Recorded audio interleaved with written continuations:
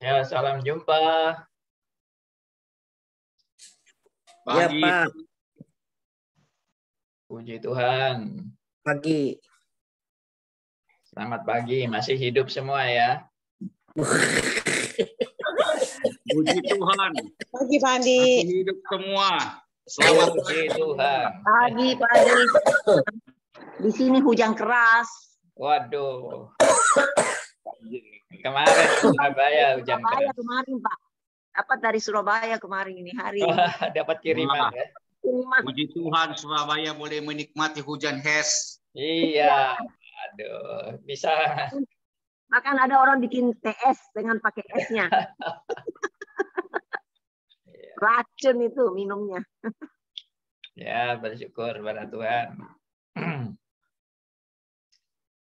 Oke, teman-teman, kita akan Kayaknya yang kirim itu es, Pak, dari Amerika itu ke Surabaya. Iya. Oke, kita mulai aja teman-teman. Kita bersyukur pada Tuhan. Dan kita berdoa ya.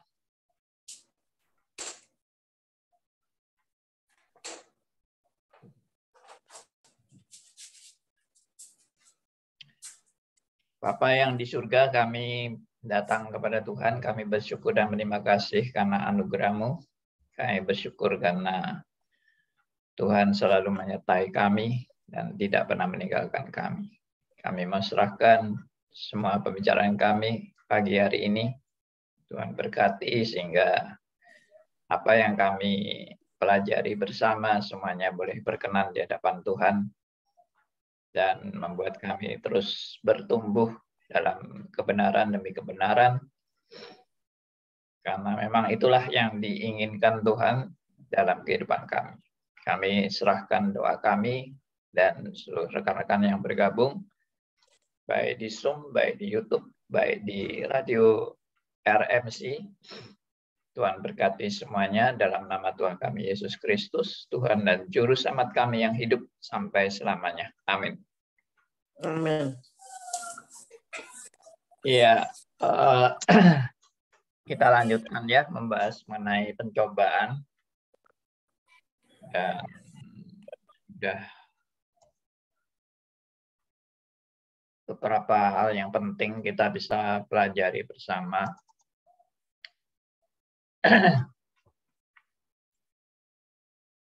Jadi satu hal yang kita sudah pelajari yang lalu adalah manusia itu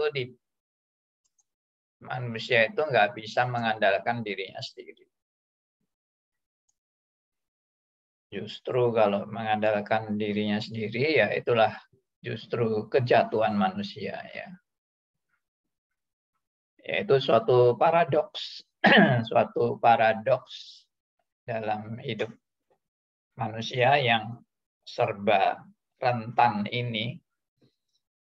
Begitu makin mengandalkan diri, begitu dia makin jatuh ke dalam pencobaan.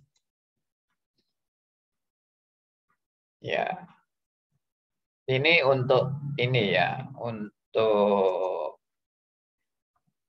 maksudnya orang yang sudah di dalam Tuhan. Kalau orang tidak dalam Tuhan, ya kan dia memang standarnya bukan standar didikan Allah. Jadi ya itu nggak masuk kategori pembahasan kita. Tapi untuk orang fasik juga ada ya, ada kebenaran. Sorry, ini saya mau.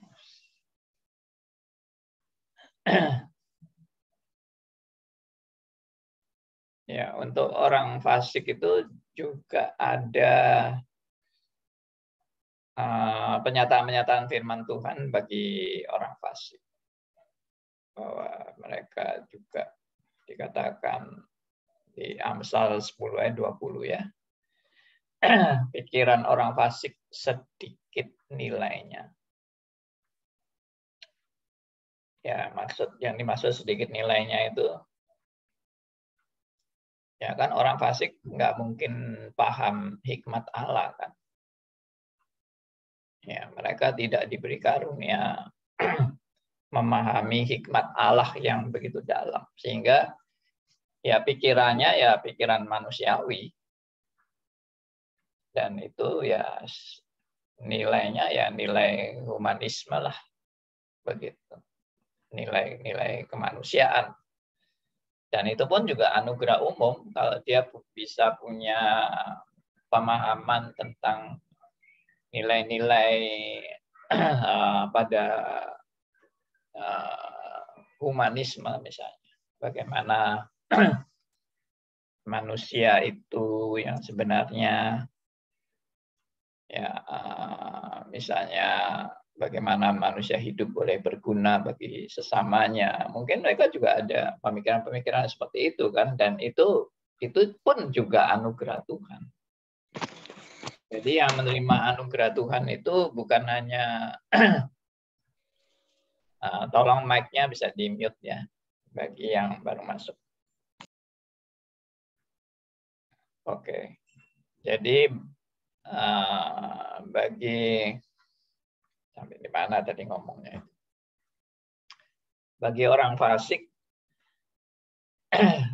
atau bagi orang yang di luar Tuhan, ya dia tetap bisa memikirkan hal-hal yang berguna bagi sesama. Tapi itu juga anugerah Tuhan. Itu adalah pemberian daripada Tuhan. Itu bukan hasil kehebatan dirinya. Jadi kalau memang aslinya semua manusia itu licik hatinya, ya bebal hatinya, itulah aslinya manusia. Bebal, licik, pemberontak kepada Allah. Tapi kalau bisa baik, itu namanya anugerah umum. Semua kebaikan itu berasal dari Tuhan. Baik yang benar loh ya, bukan baik yang menurut standar manusia, tapi baik yang benar. Itu bisa. Ada orang yang di luar Tuhan, tapi bisa melakukan yang baik, yang benar. Contohnya ya, baik benar itu misalnya ada orang yang jadi dokter, tapi bukan anak Tuhan. Gitu. Nah, dia kan bisa berguna bagi sesama. Dokternya misalnya betul-betul jujur, betul-betul pengabdian, ya, betul-betul dokter yang berkualitas. Nah, itu anugerah umum. Makanya Tuhan juga bilang kan, hujan juga diberikan kepada orang baik maupun orang yang jahat. Ya, orang benar maupun orang jahat. Sinar matahari juga diberikan kepada orang benar dan orang jahat. Artinya, bahwa kalau soal anugerah umum itu Tuhan tidak membeda-bedakan ini orang anak Tuhan atau bukan anak Tuhan, Tuhan tidak membedakan.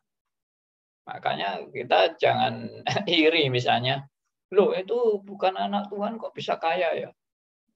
Loh itu anak Tuhan kok bisa sehat? Loh itu anak Tuhan kok bisa pinter? Ya itu tadi, Tuhan tuh bisa memberi anugerah kepada siapapun yang Tuhan mau berikan. Nggak bergantung kepada anak Tuhan atau enggak.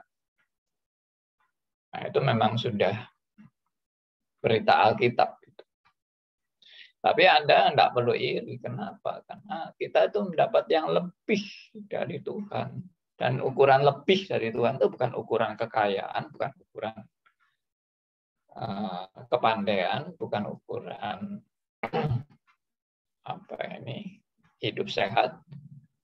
Bukan. Itu suatu yang lebih itu adalah lebih nilainya, lebih berkualitas. Apa yang Tuhan sediakan bagi anak-anaknya itu harta yang tak ternilai. Jadi nggak usah iri dong, lucu banget. Karena yang Anda dapatkan itu lebih dari sekedar anugerah umum. Ya toh? Yang Anda dapat itu anugerah khusus. Jadi bersyukur. Jangan ngomel. Kalau kita kalah pinter sama orang yang bukan anak Tuhan, bersyukurlah. Karena meskipun Anda tidak pinter, tapi Anda diberi kemampuan mengenal Allah yang benar. Bersyukur kan? Masa Anda tidak bersyukur mengenal Allah yang benar? Ya, manusia jangan serakah lah. Maunya semua, ya Pak, saya juga ingin mengenal Allah. Saya juga bersyukur mengenal Allah yang benar. Saya juga mau bersyukur karena harta saya banyak. Mau enaknya aja, dan jadi orang ya. Memang manusia itu selalu kepengen, kalau bisa ya semuanya saya dapat. Ya kekayaan, ya kesehatan, ya kepandaian, ya semua saya dapat. Ya justru itu di mata Tuhan justru itu bukan nilainya. Ini bukan nilai yang penting di mata Tuhan. Ya, ini supaya bisa dibaca dengan lebih jelas saya besarin aja. Nah, ini. Ya, jadi sebentar. Saya kecilin juga. Nah, ini.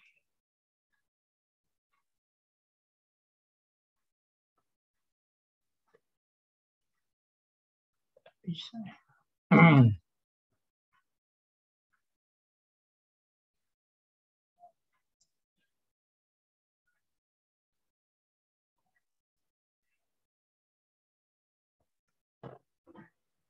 Oke.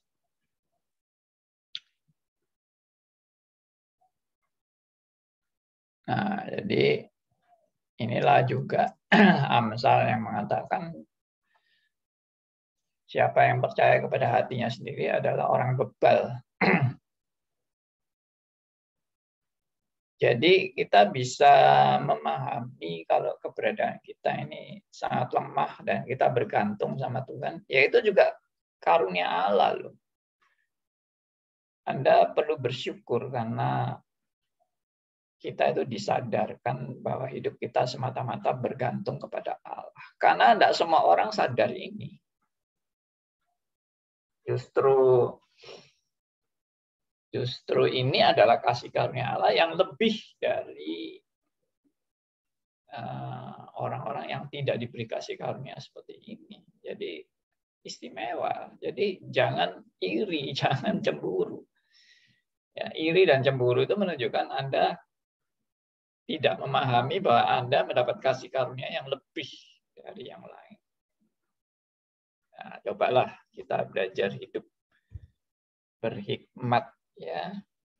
Berhikmat itu menyadari bahwa hidup saya bergantung semata-mata kepada kasih karunia Allah dan itu sudah amat sangat berkelimpahan. Ya, hidup yang bergantung pada kasih karunia Allah itu amat sangat berkelimpahan. Biarpun Anda secara harta benda Anda bukan orang kaya, biarpun secara kesehatan mungkin kita juga bukan orang sehat, biarpun secara intelektual kita juga bukan orang IQ-nya tinggi gitu ya, yang brilian gitu pemikirannya, kita mungkin IQ-nya pas-pasan. Tapi tapi orang yang pas-pasan ini kok bisa mengenal Allah yang benar, yang benar-benar Allah. Ya itu sudah jelas-jelas menunjukkan kasih karunia Allah yang lebih daripada semuanya. Luar biasa. Ya. Saya dulu sebelum bertobat ya memang selalu ukurannya uang ya. Ukurannya kekayaan. Wah, saya harus kaya, saya tidak mau miskin. Miskin itu sial ya. Miskin itu menderita. Miskin itu harus dijauh-jauhi. Saya harus kaya.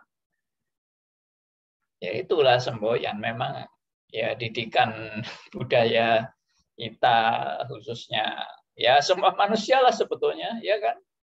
Anda etnis apapun ya mana ada etnis yang ngajari orang jadilah miskin supaya Anda bahagia. Ya tidak ada. Semua orang ingin kaya. Ya. Cuma ada memang budaya yang wis mangan gak mangan pokoknya kumpul. Nah, itu. Makan tidak makan pokoknya bersenang-senang ya, kumpul untuk bersenang-senang. Ya. Atau kaya atau enggak kaya, yang penting bisa kumpul ya sama teman-teman. Itu yang paling penting. Akhirnya dapat harta langsung dihambur-hamburkan ya. Begitu dapat kekayaan terus langsung dihabis-habiskan. Ada budaya-budaya kayak gitu ya, itu jelas budaya yang kurang bertanggung jawab ya. Saya kira orang sehat itu ya pasti akan punya hikmat. Ini lepas dari percaya nggak percaya. Orang yang pada umumnya berhikmat tuh ya kalau dia punya harta ya dikelola baik-baik, di-manage baik-baik. Jangan dihambur-hamburkan, dihabis-habiskan, dipamer-pamerkan. Akhirnya begitu dapat duit, habis. Begitu dapat duit, habis. Ya. Kan kita punya hikmat ya untuk bisa menabung, ya berhemat. Kalau memang nggak punya duit ya jangan boros-borosan lah. Ya. Itu kan hikmat umum, itu anugerah umum itu. Oke, jadi kembali lagi bahwa kita bisa memahami keberadaan kita hanya karena anugerah Tuhan itu adalah suatu hal yang sangat istimewa. Ya. Baik. Kita lanjutkan. Petrus adalah orang yang orang percaya yang sejati. Ya. Artinya nggak diragukan lah. Kepercayaan Petrus itu tidak diragukan. Tetapi dirinya terbukti bebal. Jadi orang yang percaya itu masih bisa bebal ternyata ya. Ketika dia percaya pada hatinya sendiri. Alkitab juga berkata betapa licinnya hati, lebih licik daripada segala sesuatu. Yang dikasih contoh adalah Petrus. Dan memang banyak, bukan hanya Petrus saja. Petrus kan memang seringkali mewakili teman-temannya. Ya, Petrus itu mewakili teman-temannya. Jadi bukan Petrus saja yang jelek. Ya, teman-temannya juga sama seperti Petrus. Ya. Ya, karena itu mereka kan juga beberapa ayat ya dikatakan bahwa demikianlah juga murid-murid yang lain. Ya, Petrus ngomong ini, demikianlah juga murid-murid yang lain. Ya memang, ya itulah manusia sebetulnya. Jadi gambaran Petrus ini, saudara jangan pikir sebagai hanya Petrus ini yang geblek ini Petrus ini ya. Kalau gua sih nggak kayak gitu gua itu. Nah ini juga satu omongan yang arogan ya, tuh merasa diri lebih baik dari Petrus. Saudara jangan keliru, Alkitab itu ya kalau menggambarkan seseorang itu sebetulnya merupakan cermin bagi kita sendiri, cermin. Jadi ya gambaran Petrus itu adalah gambaran manusia pada umumnya, termasuk gambaran saudara dan saya. Ya. Ya. Baik. Jadi Ya itu tadi dikatakan orang yang punya percaya yang sejati itu bisa bebal. Bukan bisa bebal, memangnya bebal. Aslinya saudara dan saya itu memangnya bebal. Ya. Aslinya itu sombong kita itu. Sombong, bebal, ya, munafik, egois. Itu aslinya. Nah, tapi orang yang sudah dalam Tuhan, apakah egoisnya hilang, bebalnya hilang, ya, liciknya hilang? Enggak juga. Cuma ada kelebihannya. Kelebihannya apa? Disadarkan bahwa kamu itu bebal. Diinsyafkan bahwa kamu itu orang sombong. Ya, dibukakan bahwa kamu itu faktanya itu kamu licik hatimu. Nah, itu kelebihannya. Ya, saudara jangan jadi orang Kristen yang salah ya. Saya khawatir ada didikan Kristen yang sebetulnya bukan agak ini, kekeliruan yang akhirnya jadi tanda petik menyesatkan. Yaitu jadi orang Kristen mesti jadi orang yang amat sangat baik. Hatinya murni, tulus, bersih, tanpa dosa. Itu. Lalu sempurna, hidupnya sempurna, tanpa cacat, tanpa celah, tanpa kekurangan, tanpa kelemahan. Wah, itulah orang Kristen. Bagi saya ini didikan seperti itu tuh malah bisa menyesatkan. Saya tidak katakan sebaliknya ya. Jadi orang Kristen tuh mari kita makin bobrok, makin bejat, makin rusak hidup kita, makin egois, makin kotor, dan enggak, saya tidak katakan itu. Tapi saya juga tidak katakan bahwa kita ini jadi orang Kristen itu betul-betul sempurna, betul-betul bersih, betul-betul tidak punya egois lagi, betul-betul murni, bersih, itu juga tidak. Ya, mungkin saudara jarang mendengar model seperti yang saya paparkan ini. Tapi ada. Terutama kalau saudara baca buku-buku orang dari Puritan, ya, orang Reform Puritan dan orang Reform klasik itu mirip cara berpikirnya dan menganalisanya itu ya seperti yang saya paparkan itu. Saya terus terang memang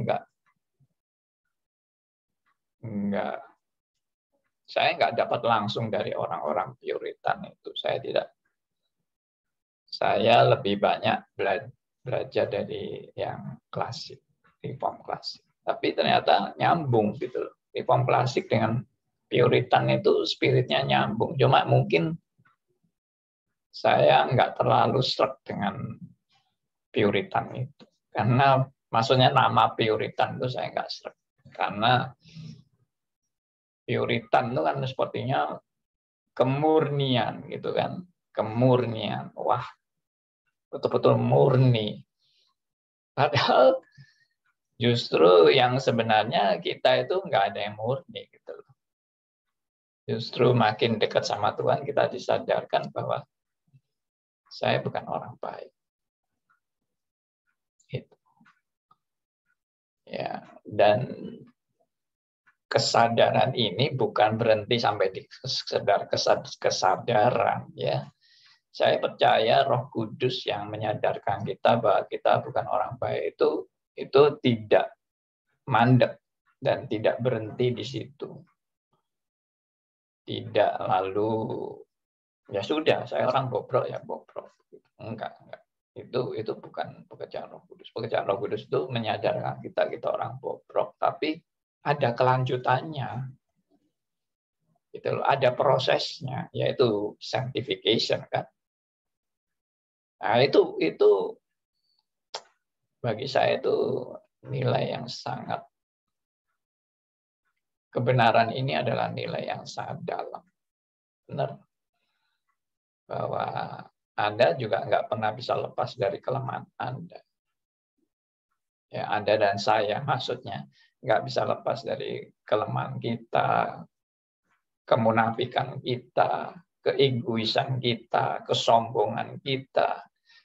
Kita nggak bisa lepas, tapi startnya dimulai dengan kesadaran bahwa saya ini ternyata bukan orang yang layak di hadapan Allah. Saya ini bukan orang bersih.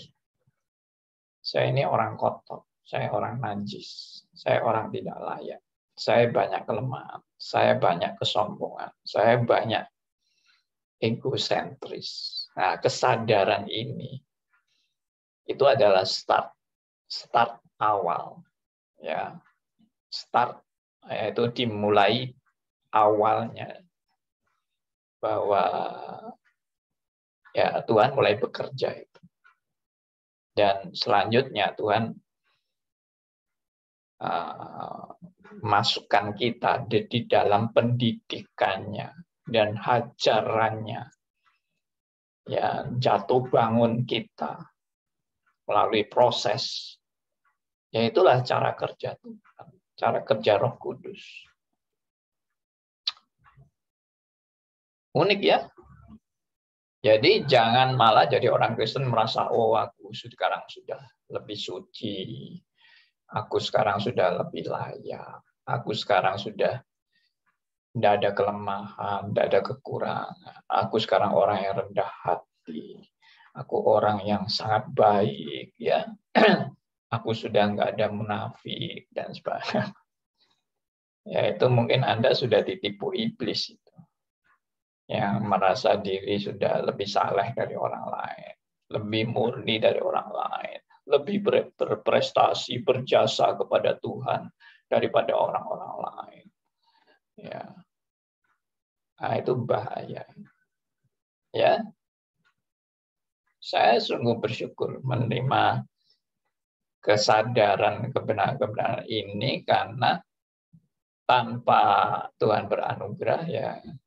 Saya tetap buta, saya tetap nggak ngerti, saya tetap merasa diri saya lebih baik dari orang lain, ya, lebih berguna, orang lain bobrok, saya aja yang paling murni, paling bersih, dan sebagainya.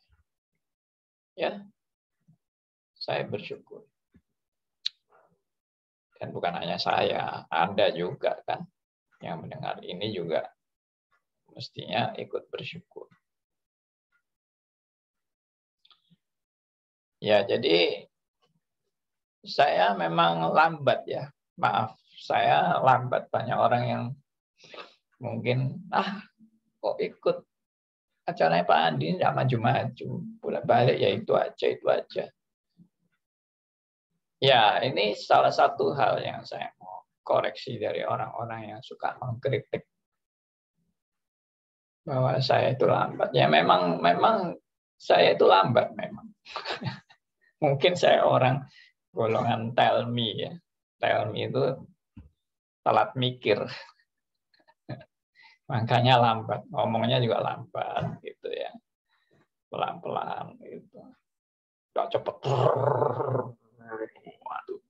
Tahu-tahu sudah speednya sudah belum sudah 100 km. Enggak, saya lambat. Nah, tapi dalam saya lambat ini saya itu merenungkan.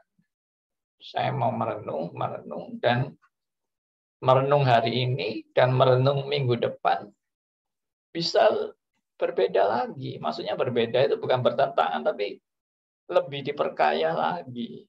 Puji Tuhan kan. Kalau Anda dan saya makin diperkaya dengan hal yang sama, tapi lebih diperkaya. Nah, saya khawatir orang-orang yang mungkin, wah kok lambat, gitu-gitu aja, diulang-ulang terus. Berarti kamu tuh nggak nangkep kalau ada yang diperkaya. Ada nilai-nilai yang lebih dalam. Kamu tuh nggak nangkep.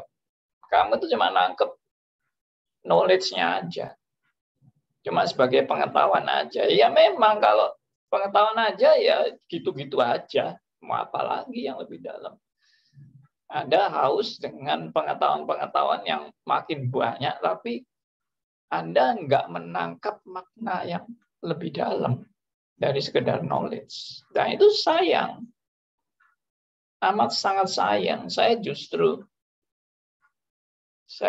menyayangkan kalau orang cuma nangkep itu sebagai pengetahuan tok, tapi tidak menjadi pergumulan hidup. Ya, kalau ini menjadi pergumulan hidup, kita mau bicara sampai mati nggak selesai-selesai kebenaran ini. Ya memang tentunya tetap harus maju sih, maju. Masa dari awal sampai sekarang sudah sesi yang ke berapa ini? 50 lebih ini. Masih kalimat pertama dari buku pencobaan tak selesai-selesai ya. Ya konyol juga sih. Jangan ekstrim kiri, jangan ekstrim kanan, ya kan? Tapi ada yang lebih dalam yang kita hayati. Ya. Ya, bersyukurlah. Kalau Anda nangkep yang saya sharekan. Dan Anda nggak bosan. Bersyukur. Saya seringkali nyindirnya gini sama orang-orang yang suka bosan-bosan.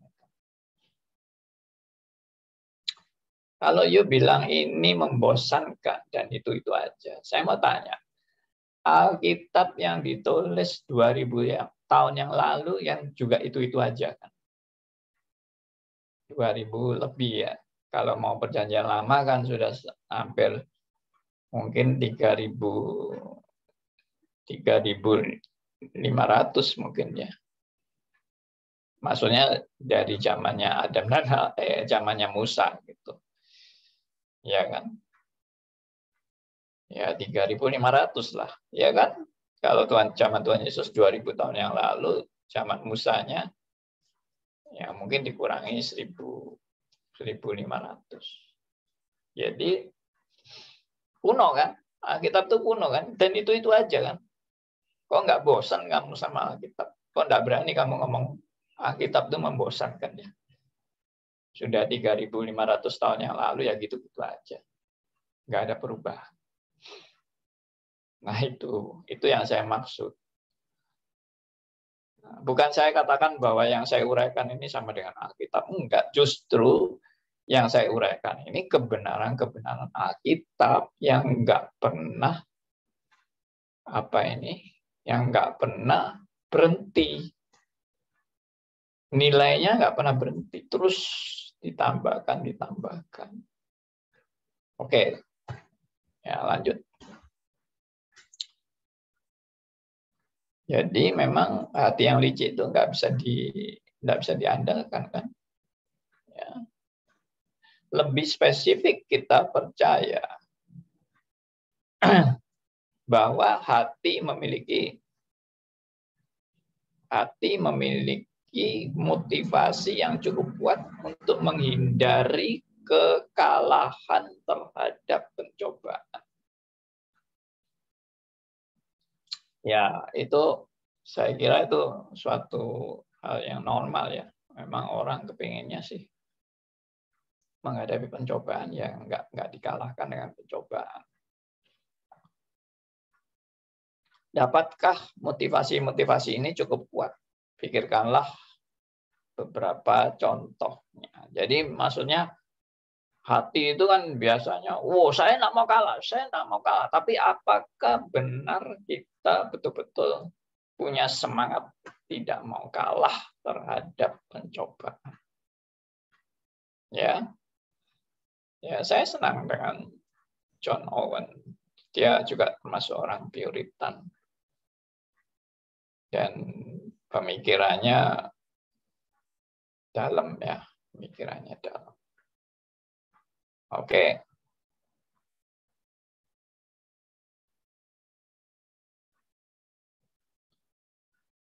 Ya, ini. Jadi mencintai kehormatan dunia. Ini pencobaan kan? Kehormatan dunia itu kan pencobaan. Nah, ini yang seringkali saya paparkan di Facebook saya tentang nama baik dan penghargaan. Ya, nama baik dan penghargaan yang didapatkan seseorang selama bertahun-tahun menjadi saksi dan menjalani kehidupan Kristen dengan setia merupakan hal yang penting. Ya, memang kita kan tidak cari nama buruk, kita cari nama baik. Sebagian orang berpikir semua itu merupakan motivasi yang cukup kuat untuk menghadapi hari pencobaan. Mereka pikir mereka lebih baik mati ketimbang kehilangan reputasi yang telah mereka dapatkan di kalangan jemaat Allah. Namun demikian, ini bukanlah motivasi yang cukup kuat untuk menghindarkan manusia dari kejatuhan ke dalam dosa. Ini tidak menghindarkan Yudas, Himeneus, atau Filetus, ya 2 Timotius 2:17, itu juga tidak bisa menghindarkan siapa saja dari kejatuhan pada hari pencobaan. Ya, termasuk yang lain kan, seperti Daud, seperti Abraham, seperti siapa? Petrus, ya kan, yang bolak-balik dibahas itu. Ya, termasuk yang lain yang meskipun tidak diceritakan kejatuhannya, tapi manusia itu memang semua di hadapan Tuhan tuh semua manusia sama. Meskipun ada yang kelihatannya hebat. Ya, seperti Daniel, Sadra, Meshach, Abednego kelihatannya hebat. Tapi apakah mereka tidak punya kelemahan? Tidak mungkin lah. Tidak ada manusia yang tidak punya kelemahan. Ya kan? Meskipun tidak ditulis kelemahannya apa. Oke, jadi manusia seringkali bertahan dengan nama baik, prestasi. Sampai disebut di sini lebih baik mati daripada kehilangan reputasi. Oh, hebat amat. Hebat amat reputasi yang Anda pertahankan, yang Anda sampai membuat Anda punya tekad lebih baik mati daripada reputasi saya habis. Ya, ini saya sering dapat orang yang tergila-gila dengan reputasi atau menghormati, amat sangat menghormati reputasinya sampai rela mati demi reputasi. Itu biasanya bisa dilihat dari film-film pahlawan. Ya, film-film mungkin silat sejati, pesilat sejati. Ya, wah, pendekar sejati. Wah, itu. Ya, reputasi, dia rela biarpun dicincang habis, ya toh, dia tidak akan goncang, tidak akan goyah karena reputasi saya pendekar sejati, ya toh. Jadi nggak apa-apa biarpun mau dibunuh, saya lebih baik saya menjadi mayat daripada saya harus menyangkali reputasi saya. Wah, hebat. Tapi itu kan cerita film, ya kan. Mungkin ada orang yang kayak gitu juga ada. Ya, orang yang keras. Yang apa ini? Gengsinya sangat tinggi dan sebagainya. Tapi itu juga tidak menunjukkan hal yang lebih bagus. Orang yang keras hati, gengsinya terlalu tinggi, itu justru menunjukkan kebebalan di satu sisi. Ya, inilah keberadaan manusia yang saya paparkan hari ini. Bukan pesimis ini, ya, bukan pesimis. Justru ini positif. Positif artinya kita mengenal siapa manusia sesungguhnya.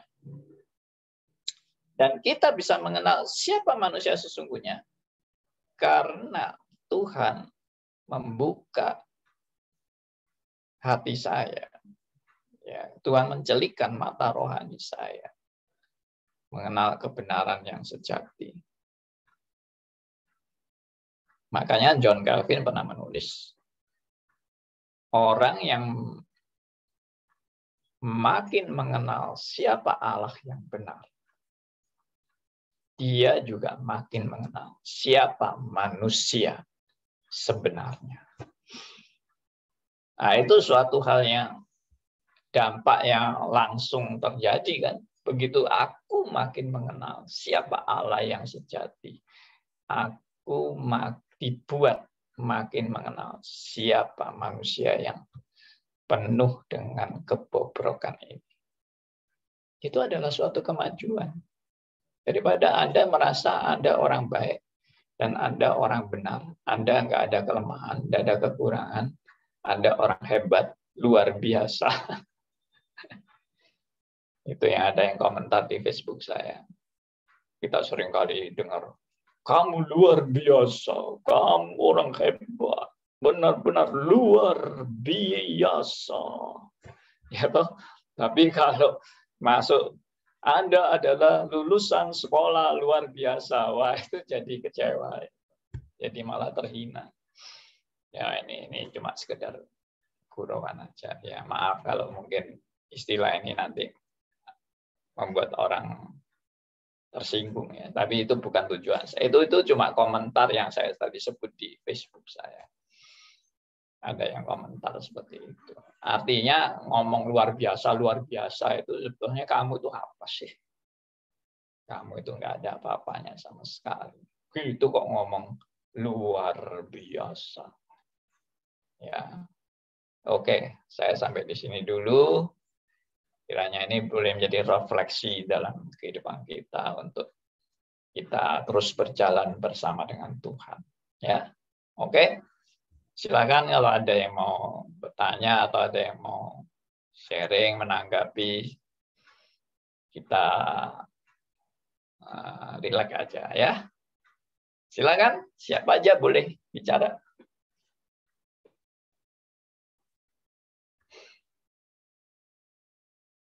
Kasih sumbangan pikiran atau Ya, terima kasih Pak Andi. Ya, Pak Stefan, silakan. Inilah kenyataan manusia yang berdosa. Rata-rata kita semua ingin diakui, ingin dihargai dalam bentuk apapun, mau kecil mau hebat. Ini ya kejatuhan manusia yang sombong. Dan puji Tuhan Pak Andi, seperti Pak Andi bilang, selalu berulang-ulang kali. Tapi itu firman Tuhan mengajar kita di kitab Ulangan. Ajar berulang-ulang kali. Ingatkan berulang-ulang kali. Kalau cuma satu yang cepat-cepat itu kadang-kadang lupa. Tapi ya puji Tuhan, Pak Andi punya kelebihan masing-masing. Inilah bersyukur, diingatkan berulang-ulang kali. Tapi bagaimana kita sebagai manusia yang mau belajar, mau dibentuk, kita mau menerima semua ini dengan hati yang penuh pengucapan syukur. Untuk kita mau dibentuk, untuk kita maju, untuk hidup serupa dengan Dia, walaupun tidak akan serupa selama kita ada masih di dunia ini. Terima kasih Pak Andi. Terima kasih. Melayani dan berkarya, Tuhan berkati. Terima kasih Pak Dokter. Waduh, senang nih. Senang melihat Pak Dokter sudah sembuh, sudah sehat. Ya, kita dulu pantau waktu masih di rumah sakit. Keadaan begitu lemah, puji Tuhan, anugerah Tuhan, ya, dilimpahkan kepada hidup Pak Stephen, ya. Anak saya yang Stefanus, Pak. Ya. Pak Stephen alias Stefanus.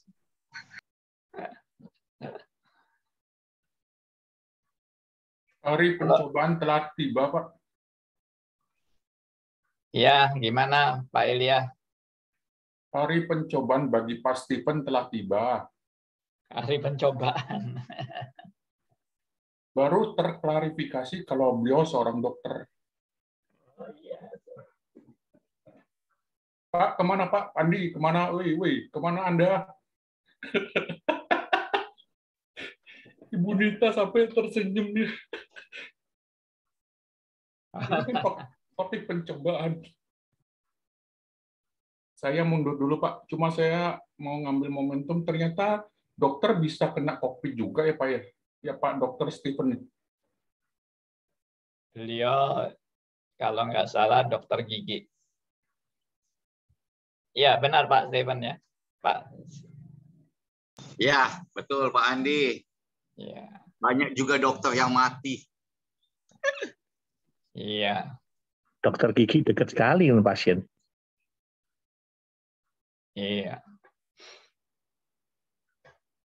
Itu Pagi Pak Andi. Itu Patrice Smith itu satu kota sama Pak Stephen itu. Patrice Smith. Tapi gerejanya lain ya. Pagi Pak Andi. Halo, Bapak Theodor. Pak, apakah bisa disimpulkan hidup yang bernilai di hadapan Allah itu hidup yang mengalami pencelikan, tidak buta iman, terus mengalami karya Roh Kudus yang terus menyucikan, begitu Pak ya? Atau bagaimana Pak? Benar, Pak Theodor. Anda sudah meringkas penjelasan saya dalam satu kalimat. Ya. Anda orang cerdas, Pak Theodor. Coba diulangi dan pakai helm sedikit gitu.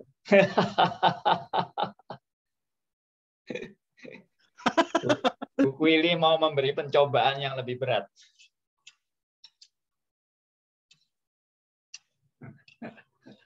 Pak Andi, ini setahu saya orang Puritan, mereka itu punya satu punya satu semboyan selalu living in the presence of God, maksudnya hidup di hadapan hadirat Allah setiap hari. Tetapi itu kan mereka punya semboyan, meskipun saya percaya juga reform juga melakukan hal demikian, tetapi mereka ini menekankannya di sana, Pak. Betul ya, Pak Andi? Gitu. Orang Puritan ini. Iya.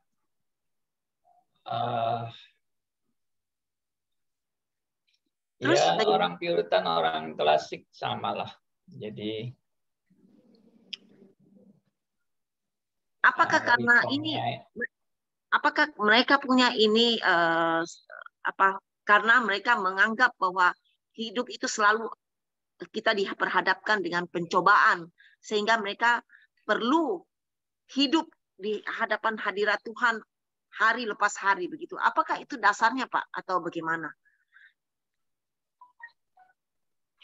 ya memang aspeknya banyak ya. Kalau kita mau meneliti Alkitab itu salah satu sisi aja sih, bahwa kita itu selalu hidup di hadapan Tuhan. Ya itu kan juga sama dengan penghayatan Allah itu maha hadir. Ya kalau Allah maha hadir kan saya dimanapun berada ya saya sedang berhadapan dengan Tuhan.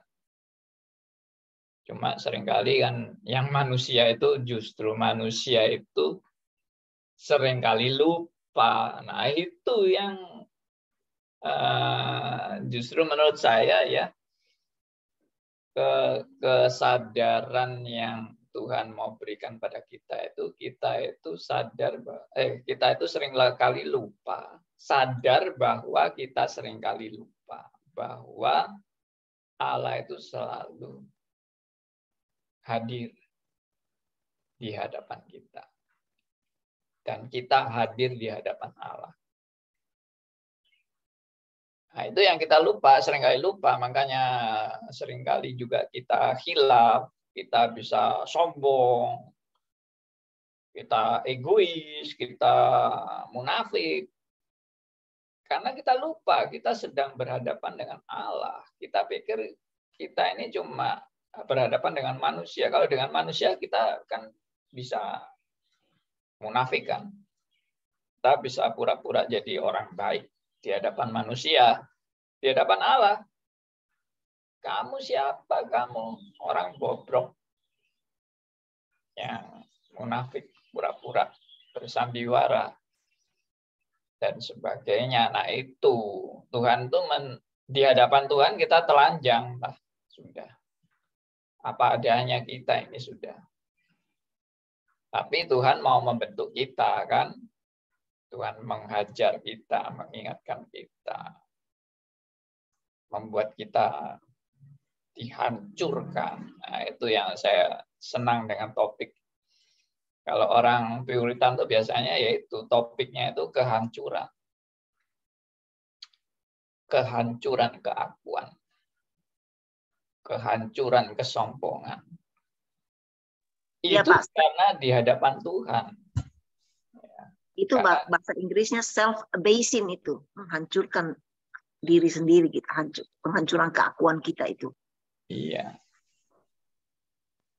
Terus Pak Andi, terus terang ya, saya jujur dulu kalau waktu kita tidak mengerti tentang pencobaan, kita pikir pencobaan itu nanti ada waktunya, bukan tiap hari. Kita nggak bisa terima itu pencobaan. Karena kalau kita bicara tentang pencobaan, orang bilang, kenapa sih kamu selalu bicara tentang pencobaan? Mereka lebih senang bahwa kita dikuduskan, maksudnya mengalami proses pengudusan daripada disebut menghadapi pencobaan tiap hari. Terus bagaimana kita mengklarifikasi ini Pak Andi gitu? Kalau seandainya ada benturan opini begitu gitu. Ya, kita jelaskan toh bahwa hidup manusia itu selalu dididik dan dihajar Tuhan setiap saat. Dan salah satu didikan dan hajaran Tuhan itu kalau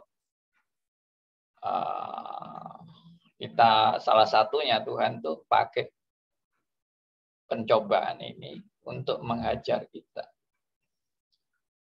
Dan kita kan sudah belajar juga ya, pencobaan itu bisa berasal dari kedagingan kita sendiri, bisa berasal dari iblis, bisa Tuhan yang langsung memberi kita pencobaan. Meskipun maksudnya beda tentunya ya, maksudnya iblis mencobai dan Tuhan mencobai atau Tuhan menguji. Biasanya orang lebih suka istilah menguji, tapi Alkitab itu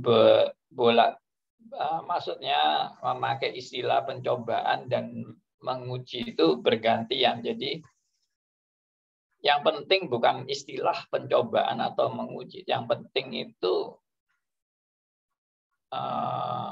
pencobaan itu datang pada kita itu pasti semua sudah dalam kedaulatan Allah dan dalam rancangan Allah untuk mendidik Anda dan saya itu tadi menuju pada kehancuran keakuan, kehancuran kesombongan, ya, kehancuran keegoisan dan yang lain-lain, untuk kita terus naik kelas, ya, dididik untuk naik kelas. Dan orang yang naik kelas itu tidak berarti, oh saya merasa saya sudah lebih hebat dari kelas sebelumnya. Enggak, justru saya makin naik kelas, saya makin sadar betapa enggak layaknya saya di hadapan Tuhan. Nah, itu poinnya di situ, justru poinnya bukan bagaimana saya makin hebat di hadapan Tuhan. Oh, no. Itu kesimpulan ngawur banget deh. Kalau sampai merasa aku makin hari makin hebat di hadapan Tuhan. Itu enggak ada di Alkitab kayak gitu. Itu didikan ngawur ya. Makanya kata-kata kamu luar biasa, kamu hebat, ya kamu pasti bisa, itu saya maaf ya, saya katakan kalimat-kalimat gitu itu kalimat dari setan. Itu bukan kalimat dari Tuhan. Ya, nah mungkin banyak hamba-hamba Tuhan yang gayanya gaya motivator, lalu mengucapkan kata-kata seperti itu. Kamu luar biasa, kamu hebat, kamu bisa ya. Ya mungkin bukan berarti mereka itu langsung dirasuki setan, enggak. Tapi mereka enggak sadar bahwa kalimat-kalimat itu kalimat jebakan. Sehingga orang bisa justru salah nangkep. Ya, maksud Alkitab itu disalah mengerti lalu disimpulkan makin jauh dari maksud Alkitab. Waduh, itu ngeri sekali. Ngeri sekali. Makanya kita harus doakan ya. Pengajar-pengajar Alkitab yang dipengaruhi ajaran-ajaran motivator itu. Ya, yang kasihan itu jemaatnya. Ikut-ikutan aja pasti jemaatnya. Amin, amin. Kamu hebat, pasti bisa. Amin. Nah, itu kan. Ya, makanya kita kalau sadar ini sebetulnya, wah, kasih karunia Tuhan bagi kita itu luar biasa. Kalau enggak ya kita juga buta, tidak mengerti kebenaran. Oke. Ada Pak yang Andi, lain? Pak Andi bisa tambah Pak Andi? Ya, Pak Stephen. Pada umumnya Pak Andi, kalau kita hidup di atas rata-rata, rasanya pencobaan itu jatuh bangun hidup. Satu. Kedua, kesehatan, pergumulan dalam kesehatan. Tapi kita lupa, kalau kita sudah hidup di dalam Tuhan, kita ini jauh sekali. Kami sampai mati itu kita berdosa ya. Tapi kalau kita peka suara Tuhan, ada hati nurani kita yang berbicara. Kadang-kadang kita lupa, iri itu satu pencobaan. Kita mau iri atau enggak? Kita mau sombong atau enggak? Kita mau bertopeng atau enggak? Kadang-kadang manusia lupa. Manusia kalau hidup rata-rata udah di atas, dia hanya berpikir jatuh bangun itu pencobaan atau kesehatan. Tapi lupa ada iri, ada sombong, ada munafik, pandang enteng orang, nggak menghargai pembantu. Nah ini banyak macam-macam. Tapi kalau kita, makanya selalu kita minta berdoa, Tuhan tolong sadarkan saya dengan titik-titik lemah saya, agar supaya hidup saya menyenangkan hati Tuhan. Roh Kudus akan minta, kalau kita minta mobil sama Tuhan, Tuhan kasih. Kita minta anak-anak sukses, Tuhan kasih. Kalau kita mau minta hidup dalam kebenaran, lebih dari itu Tuhan akan kasih. Asal kita mau setia, hidup dalam kebenaran. Terima kasih.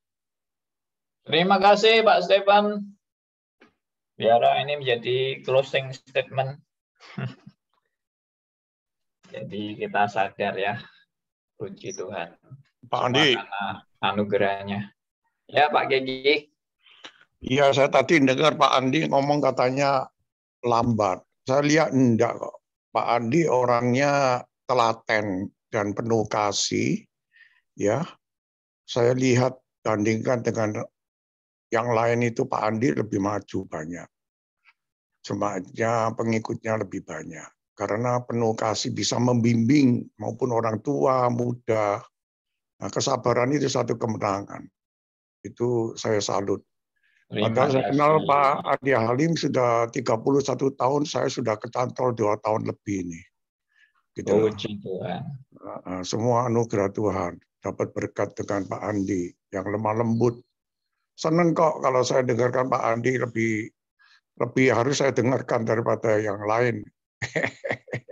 Ya. Kawan yang ngomong yang lain nih. Bersyukur. Oke, Tuhan berkati Pak Andi.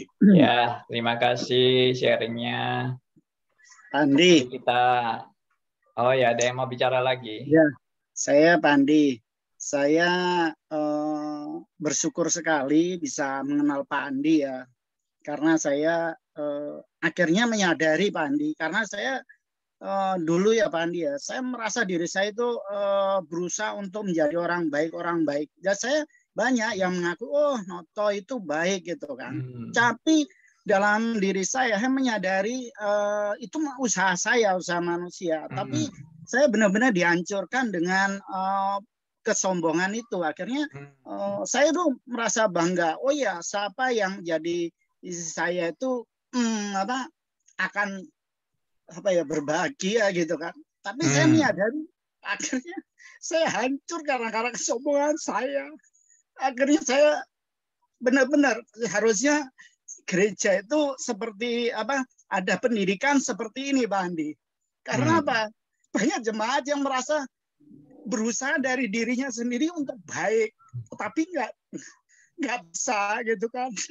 Saya bersyukur banget saya bisa mengenal Pak Andi, dan setiap hari saya mendengarkan kisah-kisah ceramah-ceramah Pak Andi, pelajaran seperti ini, dan hampir setiap hari saya mendengarkan ini. Dari kan baru kenal ini belum lama Pak Andi ya, baru sekitar 2-3 minggu ya, tapi saya tiap hari itu setelah mengenal Pak Andi, mendengarkan firman Tuhan, benar-benar kesombongan saya, keegoisan saya benar-benar dihancurkan. Dan akhirnya saya menyadari bahwa saya itu memang nggak mampu apa-apa kalau bukan Tuhan. Saya juga bersyukur bisa mengenal Pak Andi sehingga saya bisa belajar baik dengan Tuhan. Terima kasih Pak Andi. Puji Tuhan ya.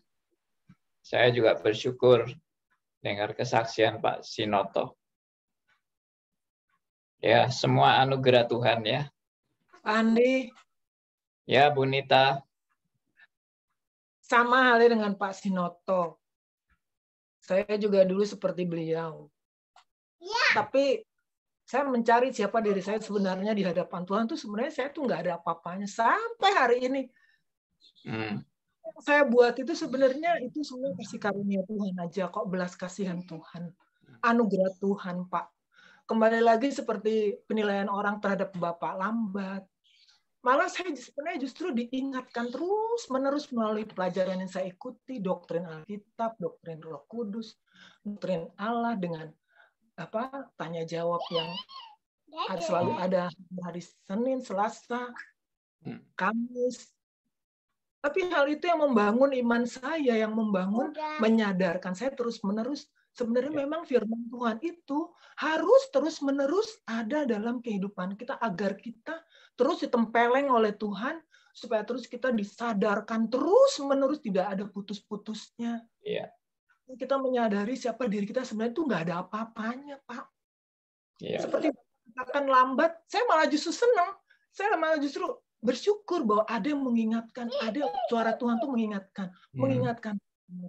Dan saya pertama mengucapkan syukur dan terima kasih kepada Tuhan karena saya bisa mengikuti acara ini, bisa mengikuti Zoom ini, Pak. Nggak ada yang lebih bernilai selain ini, Pak, dalam hidup saya. Saya merasa begitu. Karena tanpa Tuhan kita nggak akan bisa. Kita nggak akan mampu apa-apa. Kita harus direndahkan, kita harus dihancurkan, kita harus dikecilkan di hadapan Dia. Makanya Dia yang harus semakin bertambah. Kita yang harus semakin berkurang. Ya Pak Andi. Terima kasih Pak Andi. Tuhan, terima kasih sharingnya. Jadi tutor saya. Ya ini semua karena Tuhan sih. Saya percaya ini anugerah kasih karunia Allah sendiri. Terima kasih. Andi. Pak. Ya. Pak Elia. Saya boleh nambah pencobaan Anda hari ini, Pak? Ya, saya kira-kira sudah tahu yang Anda omongkan. Apa? Ayo ngomong apa? Saya sudah kena pencobaan hari ini. Pak, nanti keberatan helmnya. Hari ini Boksu sudah menjadi dukun. Sebelum saya ngomong, Boksu sudah tahu. Wah, hebat.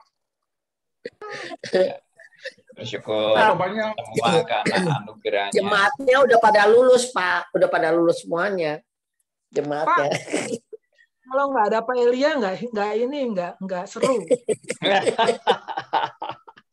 Nah, ini pencobaan yang saya buat Pak Elia ya. Ini pencobaan yang saya mau katakan. Kalau saya dipuji, langsung Cik Willy protes, ambil helm. Tapi kalau Pak Andi dipuji, kok nggak ada yang berani ya Pak? Ya, Pak Elia aja yang berani. Iya, itu udah makanya saya mau mencobain Anda. Lagi pula, Pak, ini sudah Kan 8 menit. partnernya Pak Andi. Jadi kita kembalikan ini ke Pak Elia yang itu kan masing-masing punya bagian. Kalau yang Pak Elia punya yang krocok-krocoknya, tapi kalau Pak Andi itu ya sparring partnernya yang ngomong begitu. Iya kan? Oke, ini sudah lewat 8 menit ya. Ya, oke. Terima kasih untuk teman-teman yang baru juga. Saya baru dengar Pak Sinoto juga. Saya sangat bersyukur untuk anugerah Tuhan, juga untuk Bunita yang sharing tadi, juga rekan-rekan yang belum sharing. Saya juga percaya semua kita diberi anugerah Tuhan secara sedikit, Pandi. Saya mau melanggar. Sebetulnya ini poin ini saya angkat untuk menjadi satu bahan bagi Pak Eki Ang. Kemarin dia maunya masuk, tapi karena sudah lewat waktu, dia menahan diri. Hari ini saya mau menunjukkan pencobaan terobos saja, karena Pak Dukun sudah memberikan waktu kita untuk bicara. Nyatanya Anda tidak menyetop saya ngomong, saya diberikan kesempatan bicara. Saya mau mengangkat sedikit Pak tentang Puritan, Pak. Puritan itu kalau saya boleh nilai, itu adalah anak SMA. Kalau yang tadi Pak bilang motivasi itu anak TK, SD. Tapi kalau orang reform klasik itu sudah mahasiswa, Pak. Mengerti dong apa saya perlu penjelasan? Kalau perlu penjelasan ini perlu 10 menit lagi. Thank you. Nah, ini nanti Pak Elia, kita beri kesempatan kasih kuliah ya. Oke. Pak. Terima kasih semuanya teman-teman. Terima kasih buat sharingnya yang membangun, dan kita juga boleh bersyukur pada anugerah Tuhan yang luar biasa ya. Saya sungguh melihat klarifikasi dulu Pak Andi. Nah, anugerah Tuhan. Klarifikasi dulu Pak Andi. Tadi kan Pak Elia protes. Nah, kalau Pak Elia di ini dia tidak bilang bersyukur, berterima kasih. Kalau Pak Andi diberikan puji Tuhan, bersyukur. Kalau Pak Elia diam-diam, makanya orang bilang pakai helm supaya dia sadar gitu. Nah, inilah klarifikasi. Oke. Ya, Ibu Kuli serah. Ya, terima kasih ya buat teman-teman semua. Ya, terima kasih Pak semuanya, terima kasih. Ya, mari kita tutup dalam doa ya. Kita bersyukur pada Tuhan. Sekarang yang berdoa saya mau serahkan kepada asisten saya, Pak Elia aja. Silakan tutup, Pak Elia. Sakit gigi, Pak. Mari kita berdoa. Apa sakit gigi tidak bisa menutup mulut Anda kok. Kalau sakit hati baru saya diam, Pak. Ya. Mari kita berdoa. Bapa di dalam surga, terima kasih untuk waktu-waktu yang boleh kami lewatin.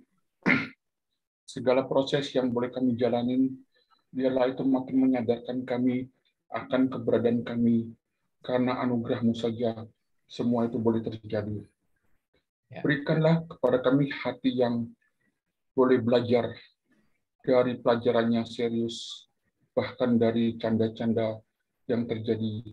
Kami boleh belajar mengenal Engkau yang memberi kami, semua itu boleh terjadi. Kalau Engkau tidak mencelikakan kami, maka kami akan larut dalam kesombongan kami masing-masing, dalam tingkatan kami yang kami telah warisin dari sejak Adam dan Hawa. Tetapi semenjak Engkau mencelikkan kami dengan kesadaran yang menjadi satu bahan pembelajaran bagi Pak Andi Halim kepada kami, biarlah hari demi hari itu boleh menjadi suatu pengingat yang terus-menerus untuk kami boleh diperbaharui setiap harinya. Terima kasih untuk keberadaan ini ya Bapak, karena Engkau yang memberikan kepada kami. Biarlah kami boleh menerima dengan sukacita dan damai sejahtera, walaupun kami berada dalam lembah kelaman sekalipun. Terima kasih Bapak, terpujilah nama-Mu, berkati akan setiap kami, khususnya pembicara dan para partisipan yang boleh hadir mengangkat akan topik yang diberikan oleh Pak Andi. Terima kasih, di dalam nama Tuhan Yesus kami berdoa kepada Bapa di surga. Amin. Amin. Terima kasih